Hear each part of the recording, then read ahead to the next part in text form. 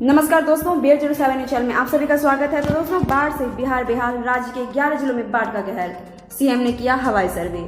जी हां दोस्तों, बिहार में एक बार फिर से बाढ़ का कहर शुरू हो गया है। राज्य के कई जिलों में लोग सुरक्षित स्थानों की तरफ पलायन करने लगे।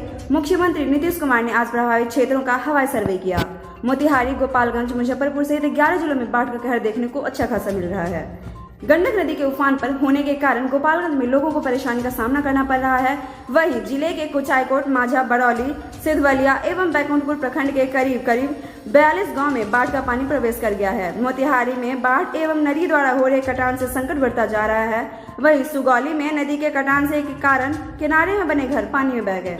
मधुबनी जिले में भी बारिश की वजह से कमला नदी उफान पर है।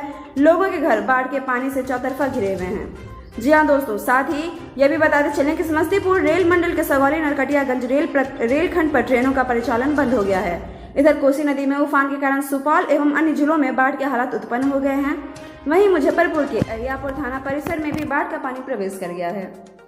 साथ ही गंडक, बागमती, कमला एवं महानंदा नदी का जलस्तर तेजी से बढ़ रहा है। खिरोई, बागमती, कमला, लाल बकेया एवं अधवारा समूह की नदियां भी खतरे के निशान से ऊपर बह रही है। राज्य के कई जिलों में बांध टूटने की भी खबर है और दुधौरा के बाद तिलावे एवं बंगरी नदी पर बने बांध के टूटने के बाद यहां तबाही और भी बढ़ गई है।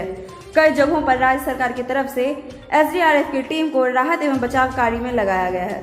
साथ ही ये भी बताते चले हम आपको कि बिहार में कई दिनों से हो रही मूसलाधार बारिश से हालात लगातार बिगड़ते जा रहे हैं। सरकारी स्तर पर अभी तक लोगों को बहुत ही अधिक मदद नहीं मिल पा रही है। बेघर हुए लोगों के सामने खाने पीने तक की समस्या आ चुकी है। तो दोस्तों, ये था हमारा आज का अपडेट और साथ ही आप सबों से निवेदन है कि अभी बाढ़ से बचे रहे आप सभी घर पे, और साथ ही पल पल के अपडेट हम ये बाढ़ से रिलेटेड आप तक पहुंचाते रहेंगे। फिर मिलते हैं नेक्स्ट वीडियो में नेक्स्ट अपडेट के साथ। शुक्रिया।